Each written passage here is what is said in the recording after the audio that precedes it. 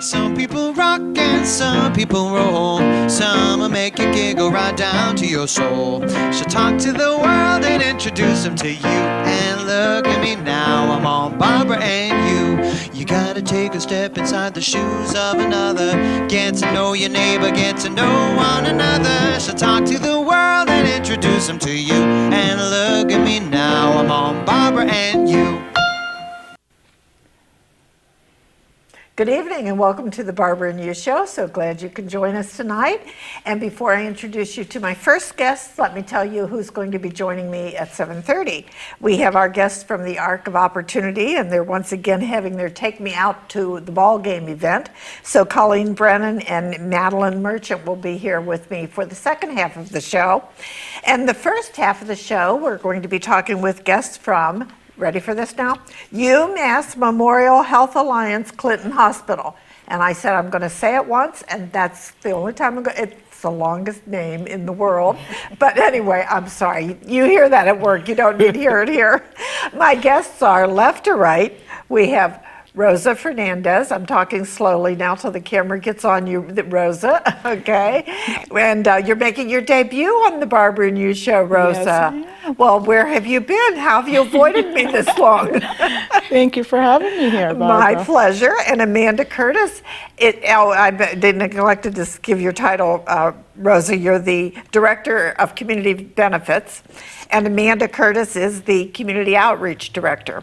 And Amanda, you've planned many, many programs for Health Alliance, and have you been on the air before, just once maybe? I have been on at my previous employment several years Okay. ago, several times with you, but in this role, I've been able to come on and hide in the back. I made other people come. Yes, and because be on TV. a lot of PR people are like that. We are. They book everybody else and they don't want to come on themselves. It's not about us. Well, but I'm very glad you're here tonight. Thank you. I'm happy to be And here. I'm going to begin by having each of you tell me a little bit about what your functions are with the hospital. And I do appreciate the fact that you people work hard all day, and I'm sure you had a trying day at the hospital and you're willing to come here and smile and talk to me at night. Thank you very much.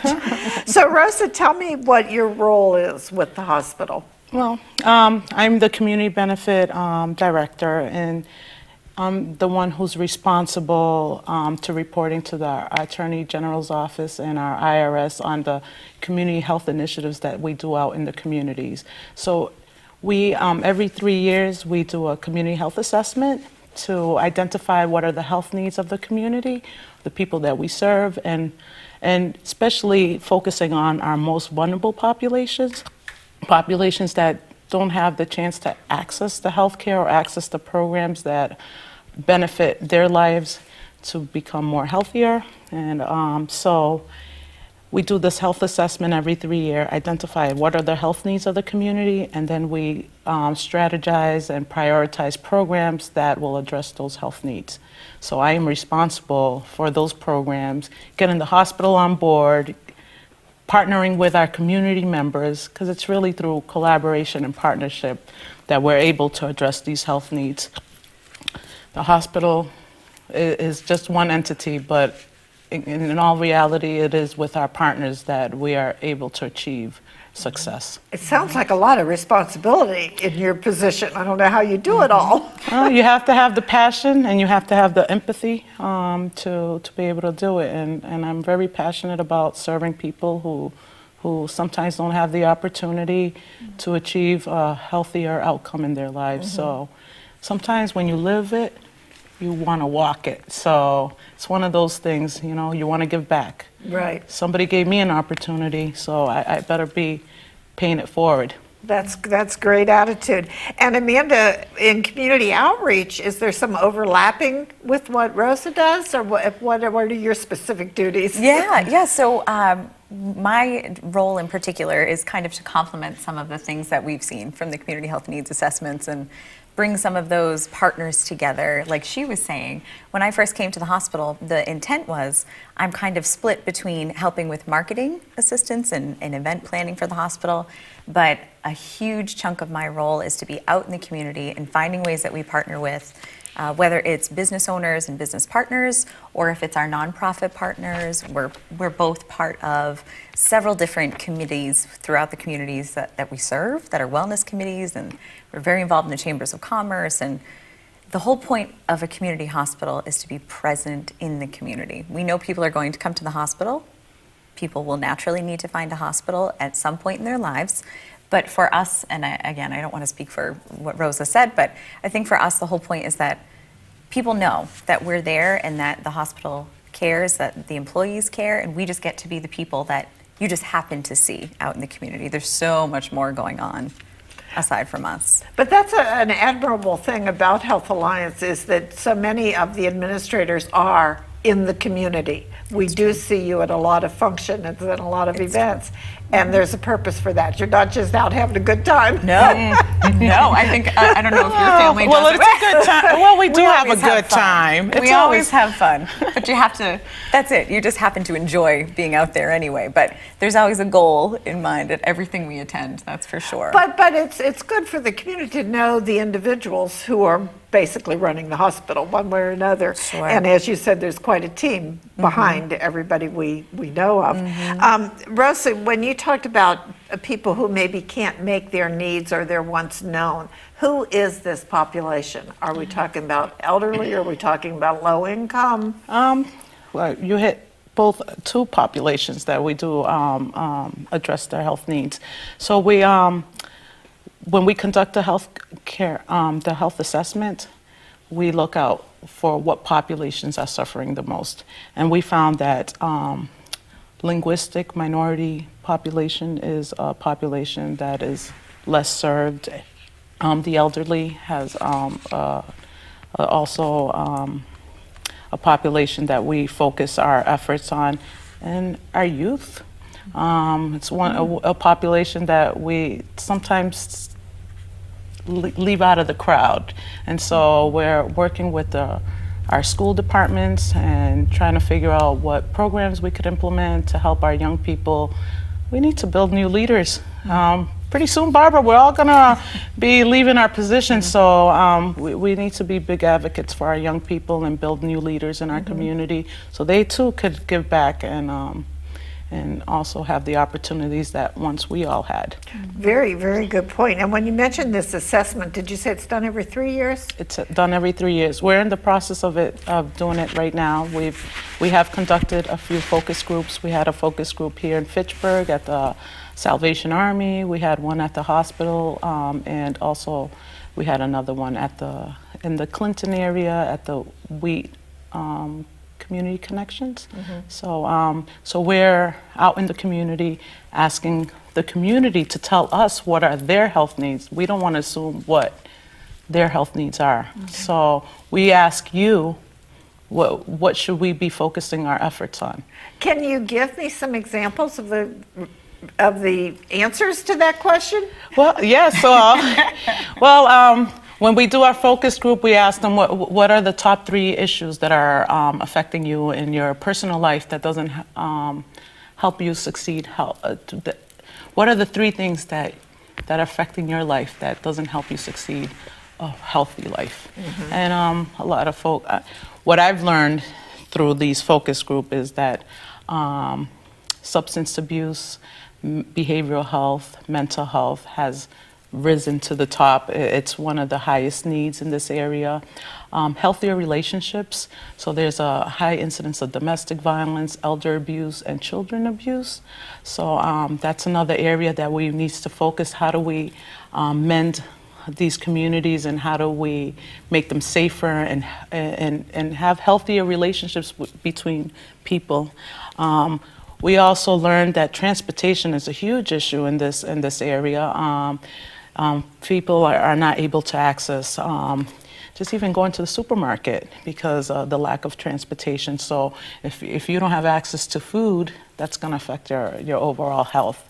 And another area that we found is focusing on social and racial justice is another area that was brought up in several groups. So those are the priorities for now that we're really going to focus our efforts on. Right. And along with those same lines, one of the reasons we're doing the show at this time is you have something coming up called the Health and Wellness Community Day. And I believe we have a flyer we're going to put on the screen about that.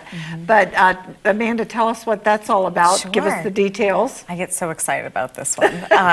We have so many programs that we offer, but this one is kind of one of the pet projects that I get to be so involved in.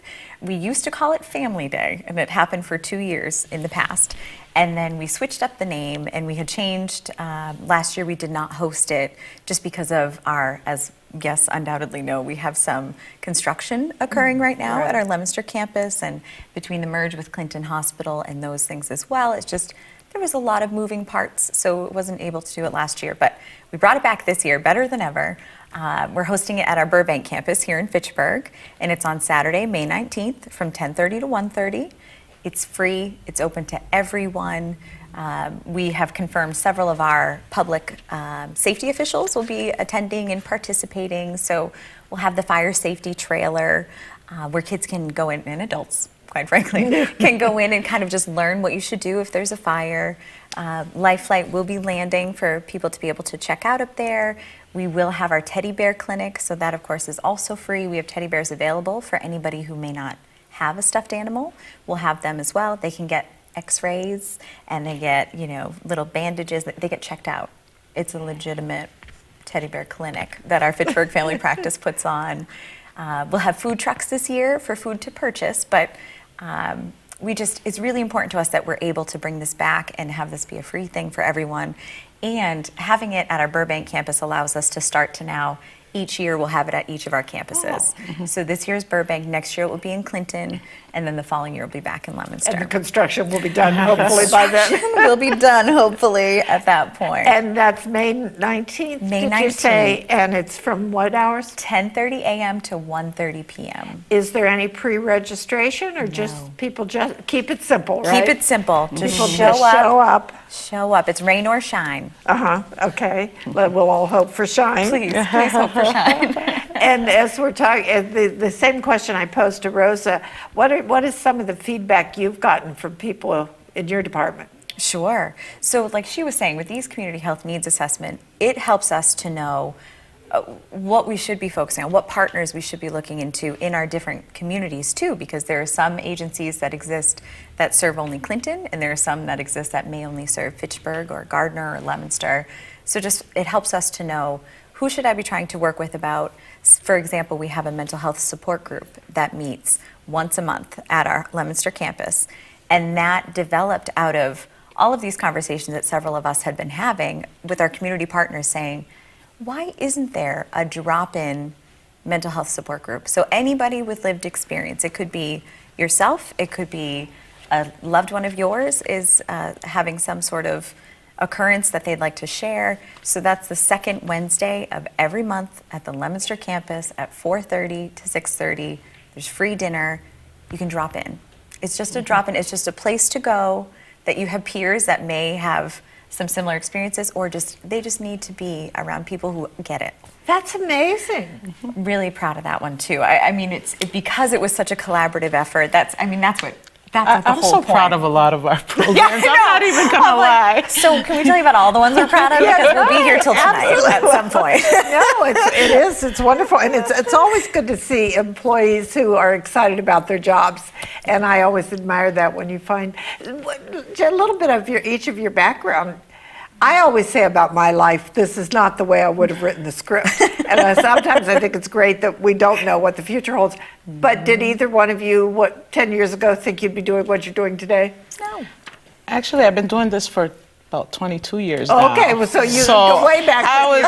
And actually, it was, I believe it was because my parents were such community activists, and they always were volunteering their time. They worked in factories, but after work, they always were giving their time and to the community, and I always admired what they did, and so I always knew that that's what I wanted to get into. You always wanted to be doing this Something sort of work, sort. helping people.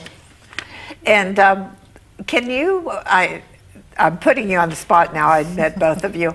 Can you think of a certain instances or a certain family, without naming names, where you really felt good that we made a difference? Maybe this drop-in center, or maybe some of the specific programs.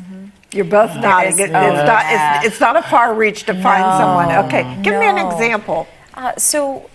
Well, because you mentioned it, and obviously I get excited about that, but the Healthier Mind Social is what the mental health support group is called. And so it's been in existence for almost a year. It'll be a year in June that we collaborated with Seven Hills and Michael's Run Foundation and PAL, the Parent Professional Advocacy League. And so there are families that keep coming back. There are people that used to come in and they would not speak, and that's absolutely fine. They were not comfortable to share anything. The third meeting in, they would come in and they were introducing new members to each other, and they were explaining some of their experiences. They always came as a partnership, that there was always their partner was there, and if their partner wasn't there with them, they wouldn't speak that night. But it's come to the point now where they've come separate, they talk to everybody, and they've said they are so happy that the group exists. Not that we have magically fixed anything necessarily that's going on for them, but that they have shown up and know that, one, that there's a space for them, but two, that there are now 20 people in the room who care and want and know, and they check in on each other if they haven't come monthly. That's what it's already developed into, that if I haven't seen you this month or I haven't seen you in 2 months, I'm going to follow up with you because it's strange that you're not here. So there are relationships that have come out, friendships that have come out of this. Absolutely. It's inspiring to watch. People who are just so willing to just open their hearts and just talk about these things that are just so personal or so devastating or so challenging, but they show up every single month for the meeting if they can. They don't miss it. That's great. And what it's Wednesdays, you said? Wednesdays, the Which- second the Wednesday. second Wednesday We're of trying every to month. increase it. It was kind of we'll give it the first year and figure out what works, what they would like, because really it's about them, not us.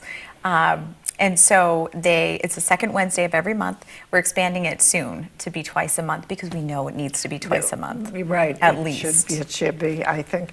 And Rosa, since you've been at this a long time, what progress have you seen? What positive progress have you seen over the years? Well, actually, I started at the Clinton campus. That's where I originally was working.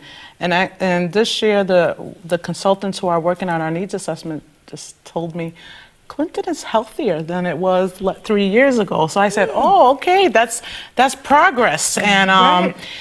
but it's really, how you mentioned, it's the relationship building. I think that is the key to succeeding in helping the community thrive. And it's really the relationship building with our community partners, but also with our community members. Let them know that we're there for them and how can we best serve them. And so when they have that reassurance that our community hospital are really here for us, then that relationship flourishes and then doors open and opportunities open, because we're well aware of a lot of the community services that are out there, and just sharing those resources with the people we serve is just one step closer for them becoming healthier. And it's interesting when you say becoming healthier, we think of people going to the hospital when you're sick. And in recent years, we hear a lot more about preventative medicine. And the social aspect is part of a person being healthy, isn't it? Yes, and actually research shows that. Research shows that we're only going to heal about 20% of a human being's well-being. But the other 80% is really their social life. So 20% is genetic, we have no control over that. But then this other 60% is the support system you have out there. Do you have access to healthier food? Do you have access to transportation? Do you have these social determinants of health to help you succeed? Now, you both have used the term collaborating. You want to expand on that a little bit? Who are you collaborating with, and what is that functioning? How is that going along? Sure. Well, I feel like there's several examples that we can use, but So, like we had talked about with that group, Seven Hills, of course, we're involved heavily with them and Michael's run. But Luck Inc. is an agency that we collaborate with in several different ways. They are tied in very tightly with our emergency department and our CHART program. And our CHART program is kind of our navigation for if you come in with some sort of opioid or substance use issue into the emergency department or some sort of mental or behavioral health. They come in and they kind of triage it. They meet you right there and ask, what do you need help with? Do you need a psychiatrist? Are you looking for a bed? Are you looking to receive help? Things of that nature. So they work very closely together, as do, we have, I'm going to blank on the agency name, but Kate Duffy is somebody who comes in often and is a referral for recovery, things of that nature. Go ahead. That's what I was going to say. There's two of you. You're taking your breath. Well, there's, because Well, we are Spanish also- American Center, and Yeah, we just, go ahead. We partner with so many folks. I also wanted to say that we also serve on the Community Health Network Association for the North Region, which is Department of Public Health has them all over Massachusetts, and we're number 9. We're Chenal 9, and the Community Health Network Association work together with hundreds of organizations to develop a community health improvement plan, a plan that addresses the whole region. And so we're very involved with that. So we also collaborate with a lot of the agencies that participate in the Chenal. And so there's a lot of work happening right now with the CHIP. It's called the CHIP, which is a community health improvement plan. Okay. So. Well, it sounds like the both of you are always kept very, very busy. And let's talk a little bit more about the clinic coming, or the Health and Wellness Day coming up. Give people the details again. And if they want more information, and Michael, I'm talking to my director, can we put that flyer on the screen about the Community Health and Wellness Day? So if they would like more information, if they just go to our main website, the information is there. It's www.healthallianceclinton.com. We've got that on the screen. Okay, Oh, leave it up good. a while so everybody can Perfect. copy that. And then that tells you more of the details about Yeah. Health and Wellness Day. And anyone who goes on any sort of social media, it's all over our social media platforms. Hopefully you'll see flyers everywhere. We do have ads running in the newspapers.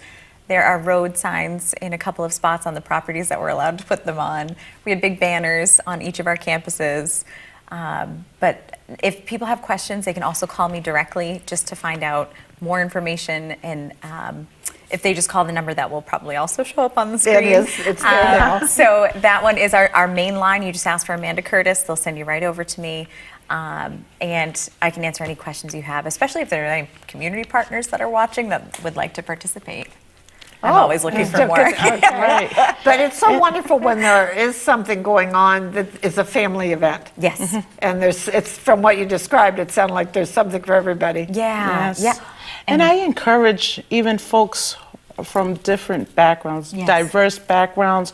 We will have interpreters there if people can't communicate. So really it's about access. So come, I really encourage people to come just to even learn what programs and what services we have, and also to have fun. You know, we've had It's a a lot of bad, fun. long winter.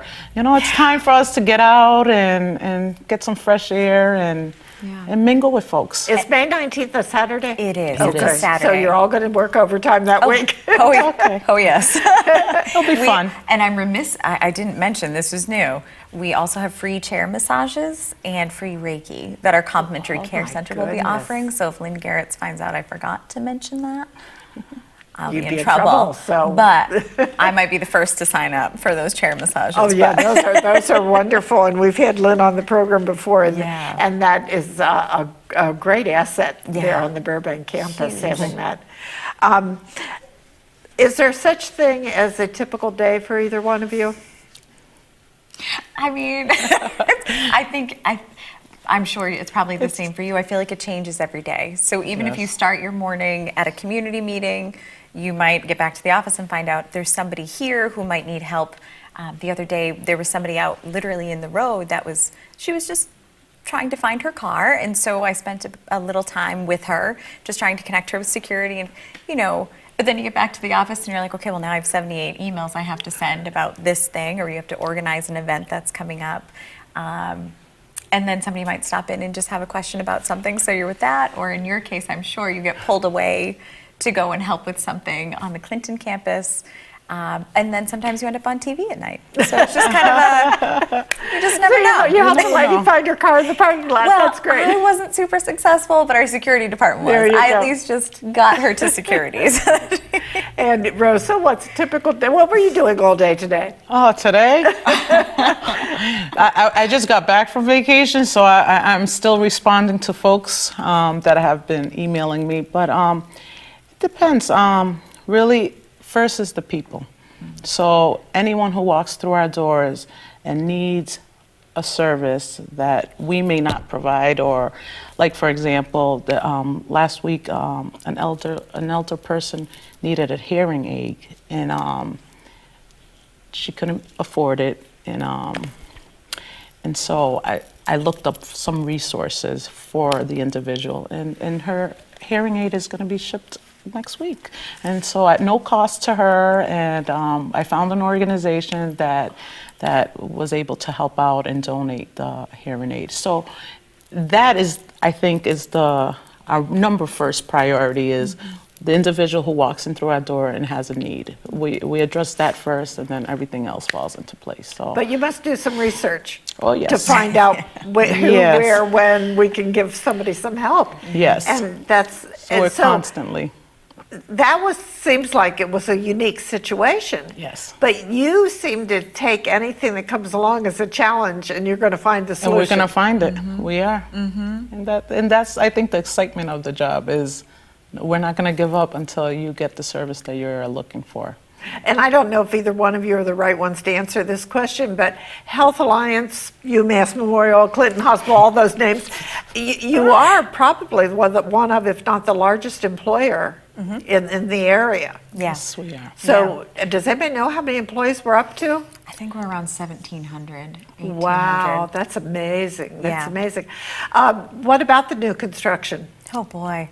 So we're in we're now you can see things. Before it was just a big hole in Yeah. the parking lot. So folks, maybe you just, we always encourage folks to take advantage of the free valet. It's free. Please take advantage, because we know it can be challenging to get around campus right now. But now they're kind of starting to build the exterior walls of what will start to be the expanded portion of it. And of course, it's in a couple of phases that it will happen, but they kind of build out. First, they build up that new building, then they move all the services in there.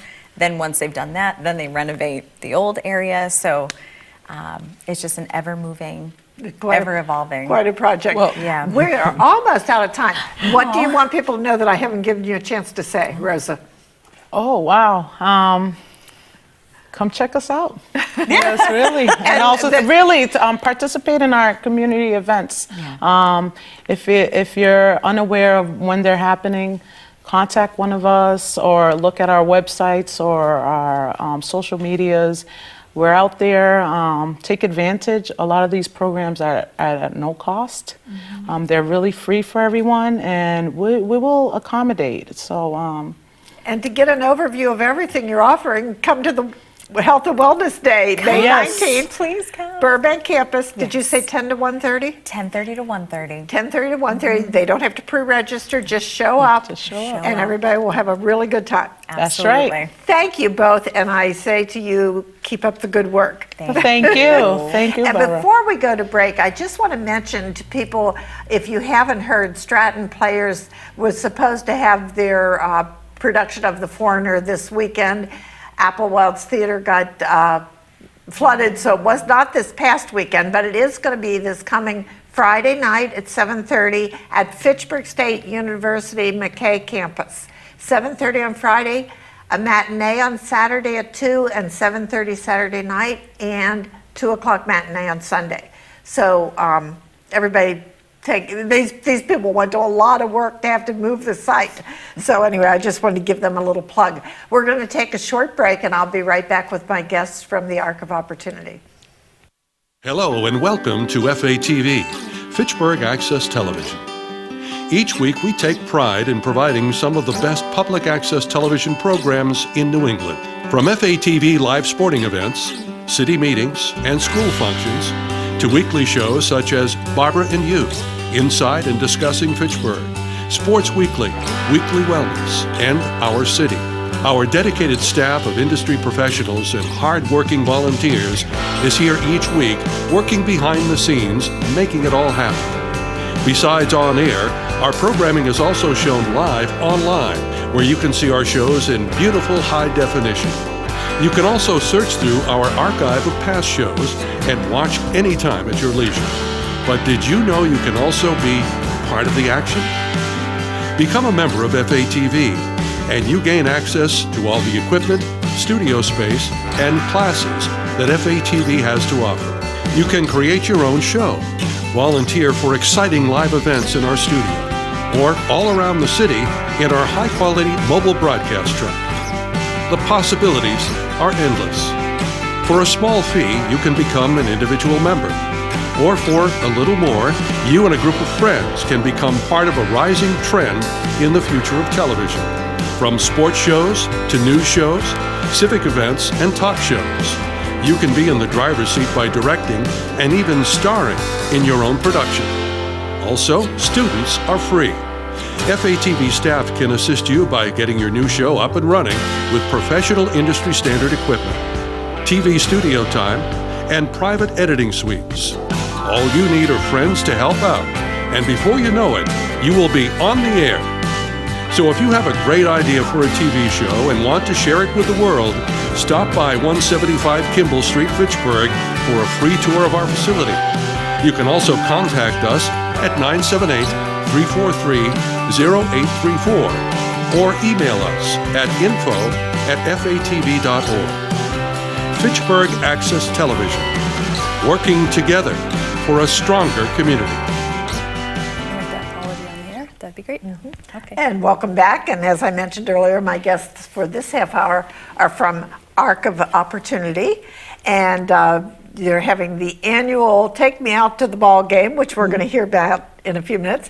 Left to right, we have Maddie Merchant, who's in charge of family support. Maddie, nice to see you again. Yes, You've nice to been meet here you. with Mary before, and it's always good to see you.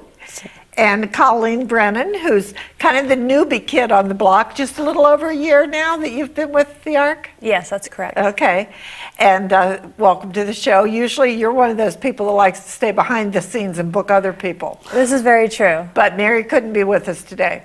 No, and she does send her apologies. She's actually in Washington, D.C. right now, advocating for disability rights and funding. Good for her. And that's more important than the Barbara and You show.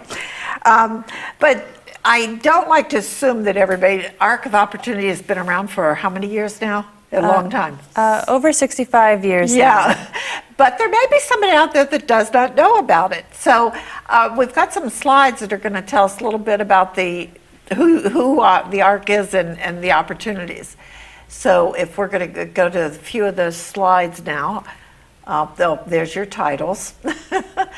And what does it? We can talk over this as the slides are on. So it's a family support program. And just leave that slide up for a while, Michael. And there's a lot of different points on there. After we give people time to read all that, you can expand on some of those? Absolutely. Okay. And there we go. So Maddie, you want to tell us more about each of those programs? Right. So the ARC is actually really unique, and the family support program is actually just one of the many parts of the ARC that, support those with disabilities. So some of the things that are listed on this board are, workshops to strengthen skills, and these are skills not only for those with disabilities, but their family members as well. So some of those skills may be self-advocacy, some of those skills may be telling their stories, some of them are, just being able to gain social skills just to be out in the community. And, that brings to the self-advocacy groups also trainings to educate. A lot of this overlaps under this umbrella that you have here. And then connections to the community resources. We provide a lot of resources throughout the lifetime of those with disabilities and their family members as well. And recreation, which is just another part of our family support, which provides the respite and time for a family member to have time to themselves while their loved one is able to have a meaningful community outing with those of their peers while being chaperoned and having a good time. And I think the respite is a part that a lot of people don't really think about when they hear recreation activities. They just think individuals are out having fun, which they are. But it's also it gives parents and caregivers just a time to take care of themselves, their responsibilities, or maybe just sit and read a book, just relax. And that's really important. I think anyone who has ever cared for anybody can understand the need for a break from time to time. Right, that very important point. And Colleen, being fairly new to the position, just a little over a year, is it what you expected? What surprises have you had? What challenges have you had? Well, coming into this role, I didn't have a ton of experience with fundraising, so I have definitely learned a lot over this past year with my coworkers. Mary has been fantastic, and I'm just really, I don't want to say surprised, but the amount of commitment so many of the staff at the ARC put into their work has just blown me away. I mean, they really go above and beyond for everything that they do. And that's been really wonderful to see.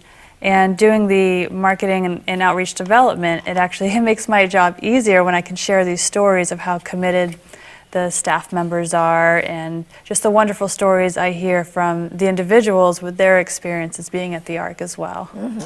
And Maddie, I see you nodding in agreement to that. Absolutely. So just to kind of add on to that, I mean, it makes it a funner environment to work at, makes it more fun to know that so many of your peers have that same goal to provide, top-notch service to those in the community, but, also are willing to put as much effort as they need to into it. And oftentimes it involves things that are out of work hours and, maybe, out of, on the weekends or things like that. And it feels great to know that you are supporting, an organization that fosters that type of environment.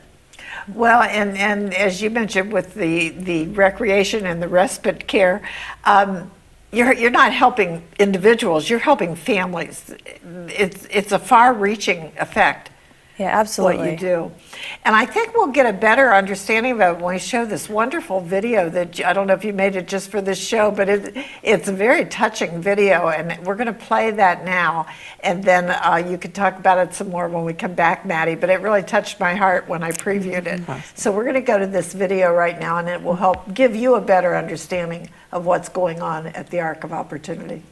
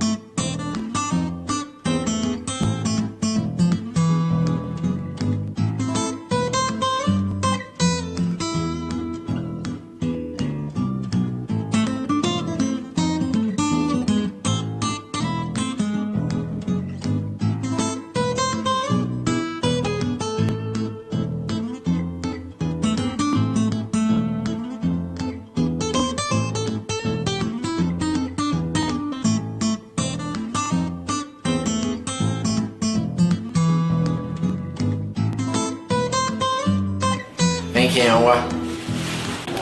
Thank you. Thank you. Thank you. Thank you. Thank you. Thank you. Thank you. Thank you. Thank you. Thank you. Thank you. Thank you. Thank you.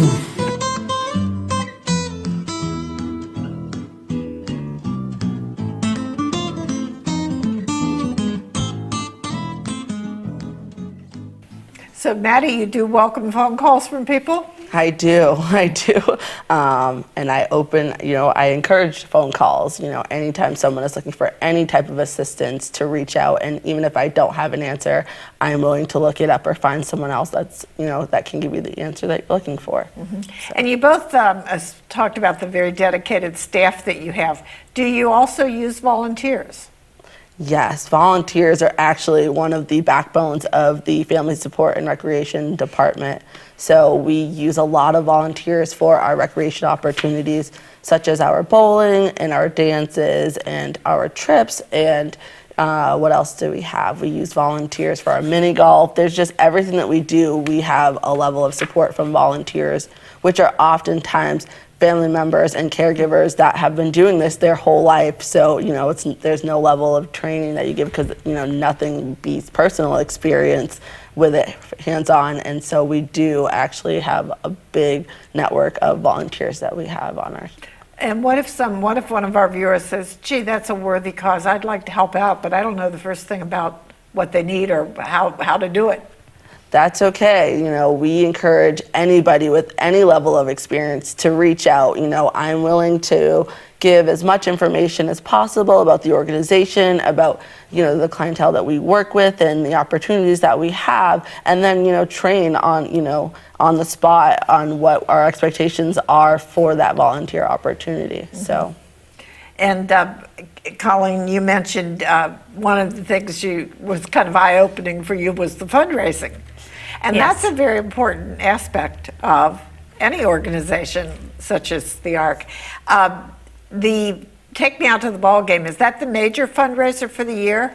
It's one of our main fundraisers. Our major fundraiser would be the annual auction in the fall. But I would say that this is definitely our most fun fundraiser. This is just a really great event. It brings together all the crazy Red Sox fans from around town. We have our individuals come, staff, community members, and it's a really fun time where people can come together and just celebrate, the Red Sox and also help with our fundraising efforts at the same time. So. And give us the details. We'll go through these slides as you mentioned it. Okay, Yep. that's coming up very soon. Very soon, this coming Friday, April 27th. It's from 6 to 8:30 p.m. It's going to be right at our Main Street location. And definitely family friendly. Tickets are $15, and that would get you in the door. It includes a chance to win day passes to Great Wolf Lodge, which you cannot purchase Great Wolf Lodge day passes. You can only do the overnight.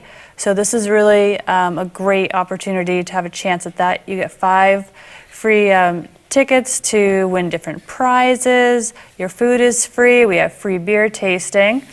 And actually, That's a lot for $15.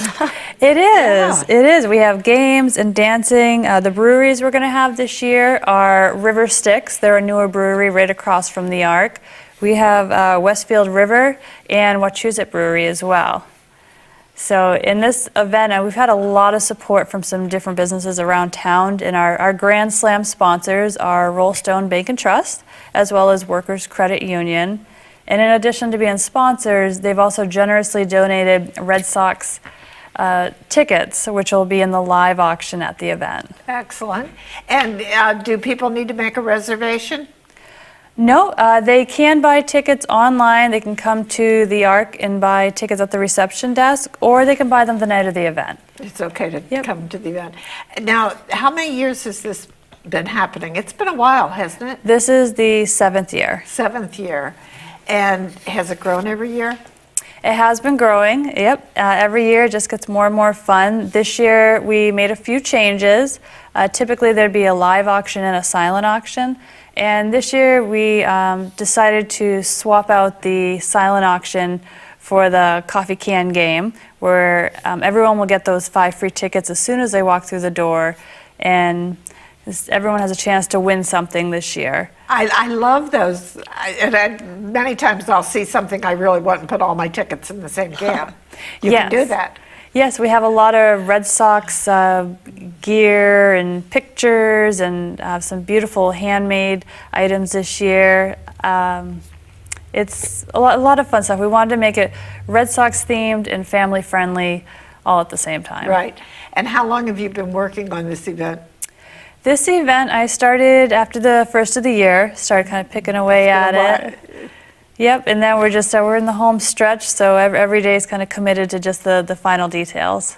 But it does take a lot to put together something like this. It does. A lot of planning.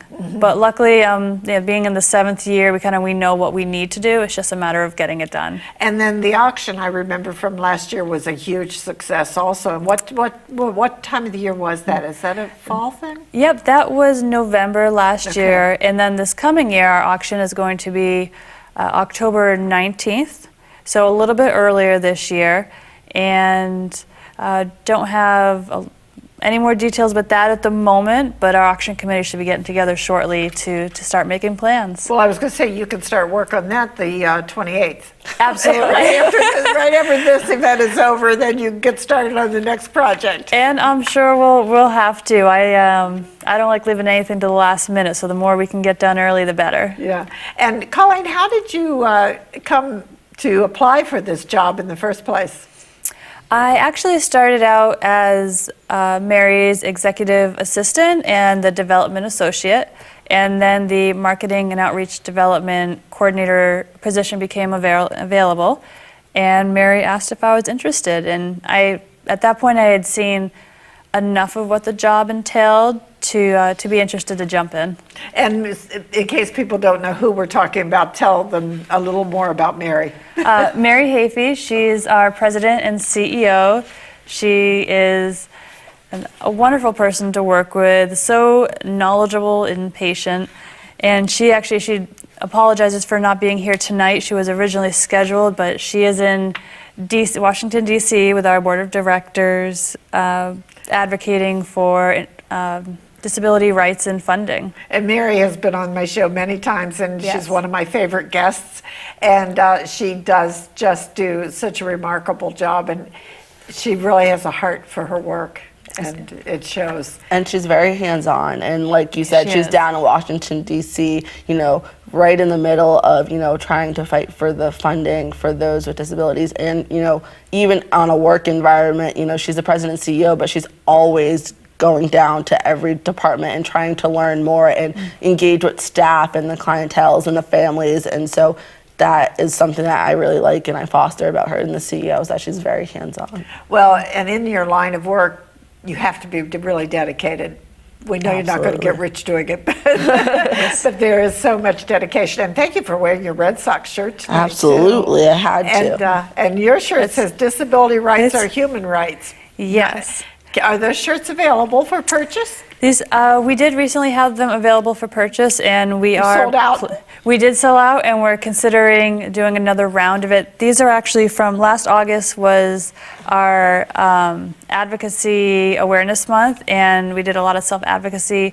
And this was the shirt that we that we all sported. Some of the slides you see us wearing our Right, shirts when we go yes. out to any sort of political event. When you show up with a swarm of orange shirts, you get attention. That's true. That's very, very true.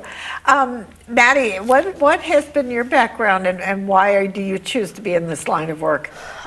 So my background actually is exercise and sports science. I'm a huge sports fanatic. I love playing sports. I love coaching sports, things like that, which I still do on the side. But my biggest thing that coaching has taught me is that I really liked to give back. And so originally I'd worked with youth, and I didn't like that environment as much, and so I knew people that were in this field and worked at the ARC who had encouraged me to apply, and so ever since then I have fallen in love with the family and the work that I do, and it takes a level of dedication that it doesn't feel like work, that honestly it just kind of feels like it's the right thing to do, and it's amazing to know the impact that we leave on those that we support. And I'm going to ask each of you if you can think of this question similar that I did in the first half. If you can think of an instance with an individual or a family where you just felt so good about the work you're doing and the fact that you're making a difference in lives. And without naming names, does anything come to mind that you want to share with us? Yes. So actually, about 2 years ago, there was an individual who had actually recently came to the ARC. They had lived in a number of home settings that were just not working for them.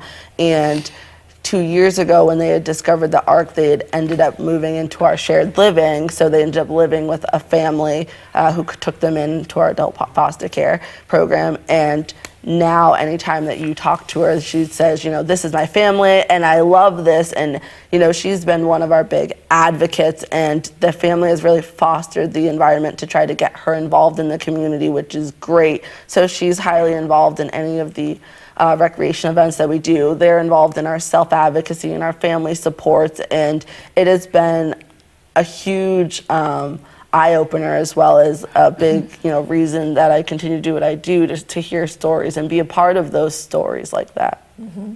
Colleen, you have any example you want to give us? I do as well. This was shortly before the auction. I had an individual stop by my office, which she often does, and she doesn't always remember my name, but she remembers that I have a daughter, and she always asks, "How's your daughter doing?"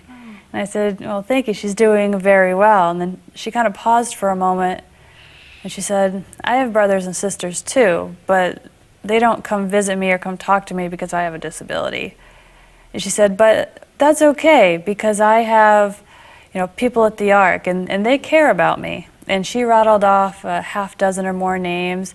And she said, "Those people," she's like, "they care about me." So that makes me happy. That has become her family. That's wonderful. And she's found her place of belonging, and she knows that she's valued and supported, and she has people there for her.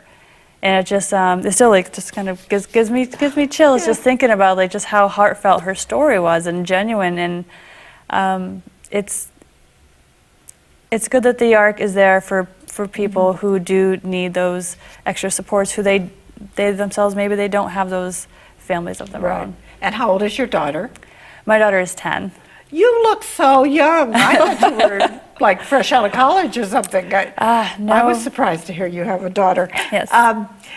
Who is your population that you serve? Is there an age range, or is it strictly? Help me out here, folks. So we primarily support those that are adults, so over 22 years old. It's mostly what we support, but uniquely in our family support and some of the other programs that we have now, like we start to support the transition age and sometimes youth, maybe on an individual referral level. So we kind of support all age ranges, but a majority of them being adults over the age of 22. Because for a time, I think there were services for children, and then they get to a certain age and there wasn't resources, and now there is. So, correct. And it's been around, I mean, obviously the ARC's been around for a long time, but I think over the years, the level of services, how many services there are, has all expanded. Do you agree with that? Absolutely. Yeah. We have definitely gained some new programs over the last couple of years because of the great work that we have been shown that we have been able to do. And do you also look for feedback from your clients and their families? Yes. Every year I know we do a survey that goes out to the families, which asks them about their services and where are the areas we can improve and what are some of the areas that they really like to see, and we take that feedback and it grows and it improves the programming that they have every day. Mm-hmm. Now, if some of our viewers are hearing this and they're thinking, gee, I know somebody could benefit from that, what do they do? Well, the first thing they could do is probably reach out to me and I would just get some more information about, the person that they support, their families, what are they looking for, and from that information I can point them in the right direction on what services would better support them. And can we put Maddie's phone number up on the on screen again? I'm making the control room work really hard tonight.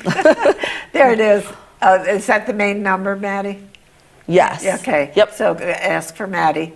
And yep, or extension 10, 1011. It's 1011 is how I sent to 1011, people. okay. 1011, yep. And as far as the Take Me Out to the Ball Game, we do want to stress that is this Friday night, April 27th.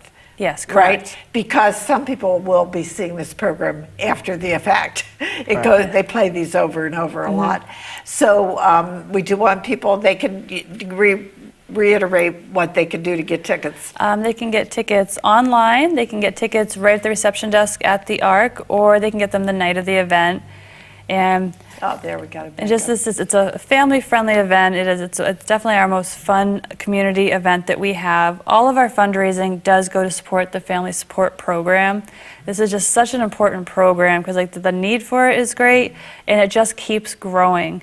And we really want to continue to keep up with that, which is why we have these events, because we get very little government funding for this program. And this year alone, we had to fundraise, and we're still fundraising, $82,341 is what we need to meet for our fundraising goals. So it's really crucial that we do as much as we can to get these events out there and make people aware of how important they are to the families and really how fun they can be at the same time. You can do something good and have a great time with your family. Well, and for $15, you get a lot. You do get a lot, and children ages 3 and under are free. So it's really a fun event, and we brought in some new things this year. I think everyone's going to have a really great time. Do people often show up in their Red Sox attire? Absolutely. Lots of Red Sox attire. And really, I mean, that's like one of the main binding components is the Red Sox, love of the Red Sox. We'll let the Yankee fans in. We're not going to discriminate against them. But yeah, it's just a really great time, just celebrating baseball. It's actually encouraged. It's encouraged to wear your Red Sox memorabilia. Yes. And at that time, like Colleen was saying, as soon as you walk in the door, no longer does it matter do you have a disability or not. It's how much of a baseball fan you really are, and that's the main, objective of this fundraiser. And then you raise money at the same time. It's kind of like on the back burner, but it's all worth it. Because we have a few extra minutes, I want to backtrack a little bit, Maddie. When we saw that video that was so impressive, what was the purpose? I'd like to think you made it just for my show, but I don't think that's the truth. So what was the purpose in making that? And was it a difficult project? So I'm actually going to hand this over to Colleen because Okay. she made it, but it was actually more or less for this and our event coming up to say thank you to those who are generously offering their money, their time, and things like that. So I'll let Colleen continue. Yeah. Well, we wanted to put together a video just to give people a very broad idea of what the Family Supports Program, because we tell everybody we're fundraising for family supports. But what is that? And what are all the different components that go into it? And it's not so simple as to just say family supports, which is why we kind of made the umbrella and showed all the different categories that go into that. And even within those categories, it could be broken down even further. And we just wanted a fun video to show everyone out there what Family Supports does. And it was really important at the end to have a variety of different people from the ARC just saying thank you, because they genuinely mean it. And we have staff, we have some of our individuals, and it just it shows the faces of the people that you are specifically helping when you come to this fundraiser. Yes, that was pretty And touching. last year was the first time we had started this, and we did a video. It looked very different than this one that's on there, but it had left an impact, and people actually spent time sitting there and watching this video and learning about these stories. So. Yeah, you should play that over and over at the event. Yes, Yeah, that's a the great plan. idea. Thank you so much. Keep up the good work. God bless you for what you do. And of course, I thank you for watching. Next week, we're going to do a subject we've never done in 41 years. We are going to have some representatives from the Fitchburg Masonic Lodge. Michael Cook, Michael Kavanaugh, and Gonzalo Buswag. I don't know how to pronounce his name. I will find out next week. But I think that'll be very interesting. Please join me. Also, we'll have Dr. Ed Knight, who's directing the New Players Theater Guild production of musical chairs. And let me make a quick reminder, please go to Fitchburg State College this weekend to see the Stratton Players putting on The Foreigner, which promises to be very funny. And they got displaced from their Applewild Theater. They're having it at the McKay campus at Fitchburg State. So we all should support them. And I hope you'll join me here again next week. I'll be here. I hope you will too. This is Barbara Foster saying good night and God bless you.